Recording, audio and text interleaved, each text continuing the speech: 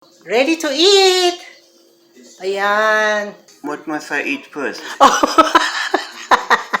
a wonderful world.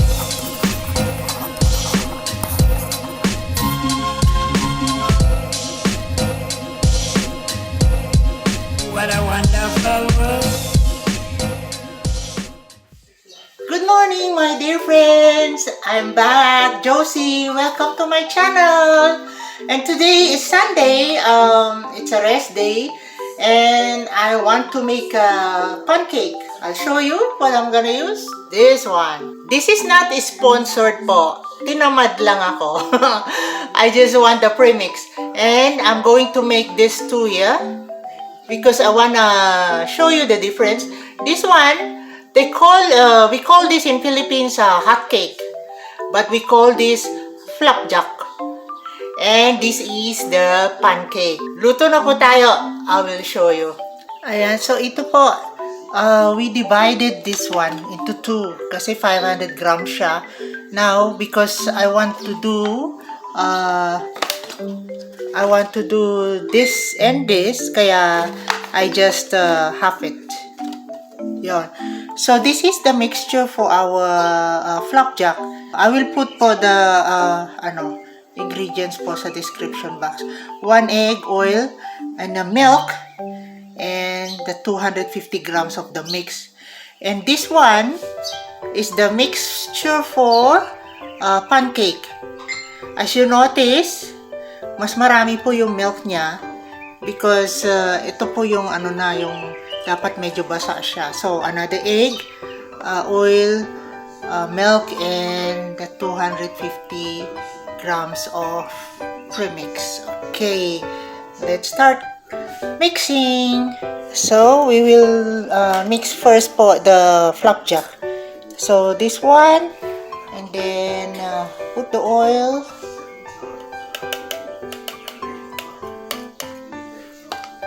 And the milk.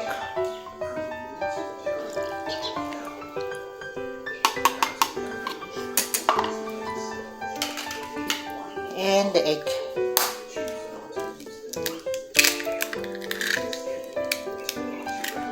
Okay.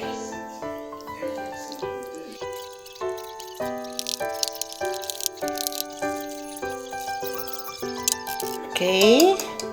Then let's put it aside. And then now we will mix the one for the pancake. Alright, so let's put the oil.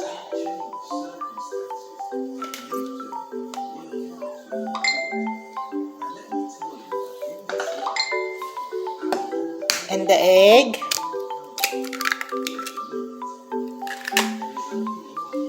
And the milk.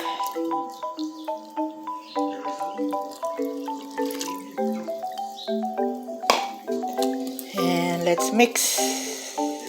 Ayan, if you notice, the mixture is very liquidy. Kasi po, pancake to eh. No. Yes, South African style pancake. This is like crepe.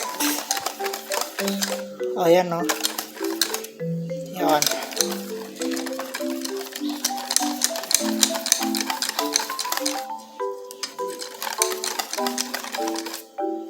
Yan oh, halos hindi makuha ng Oh. Alright, now let's start cooking.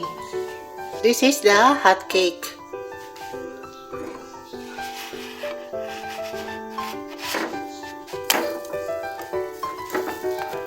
And this is the pancake. Para po siyang crepe.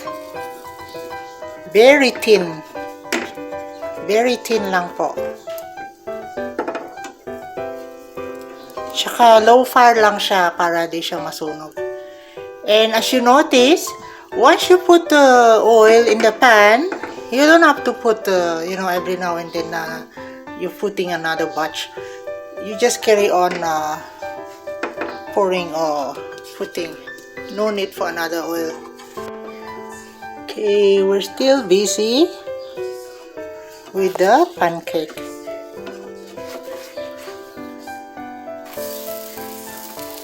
Para lang po siyang crepe. And now, yay! This is the flapjack. You see the difference?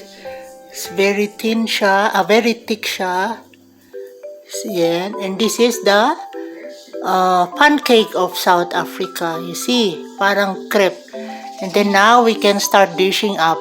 But before that, we need to make something for this one.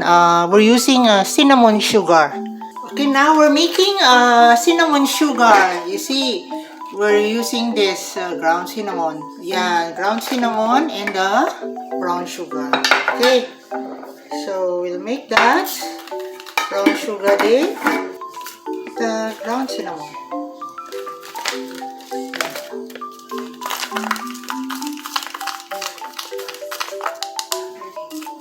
Yan po yung cinnamon sugar.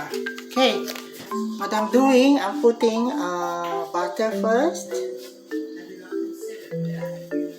Butter and honey. Okay, that's how simple you want. You just want honey on his pancake. Ayan. Okay.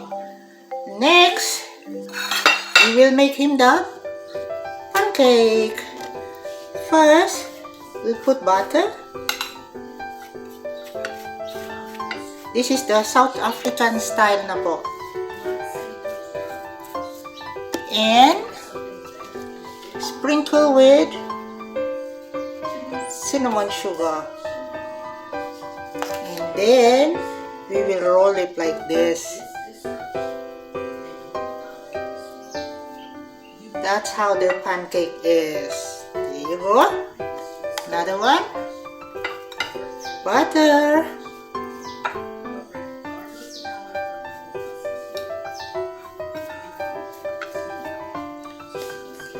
And sprinkle with sugar. Cinnamon sugar. And roll it. And there you go. Another one. He gonna complain just how we say, why I got a lot of food? Anyway, ayan. So butter again.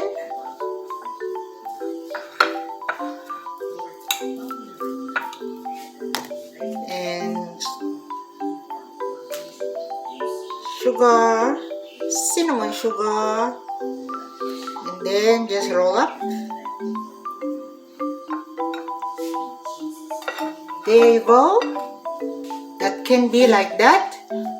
And you can also put just a drizzle of honey on top. There you go. Wow. Alright. There you go, my friends. Flapjack or hotcake and the South African pancake. Ready to eat. Ayan. Hello, Dad. How's your pancake? It's good. Okay. What must I eat first?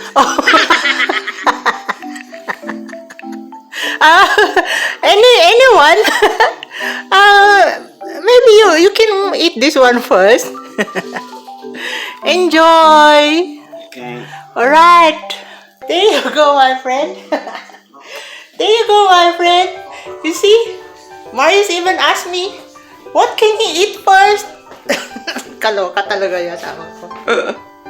Yan, I'm gonna make for myself also. Okay, there you go, my friends. Anyway, my husband, he's not used of, you giving him two kind of food. Dapat, pa isa-isa lang. Otherwise, he will ask you always, what must I eat first? Anyway, the recipe po, you can use your own recipe of hot cake. The only difference is, you just have to double the liquid. For example, if you're only putting like 500 ml of milk or water, just double it, make it 1 liter, and then you can have this pancake South African style recipe if you wanna try lang po. Anyway, thank you for watching. I hope you enjoy my cooking show today, and happy Sunday to everyone. Always keep safe and healthy. Please like, share, and subscribe, and hit that bell button for my next vlog. Okay, bye-bye.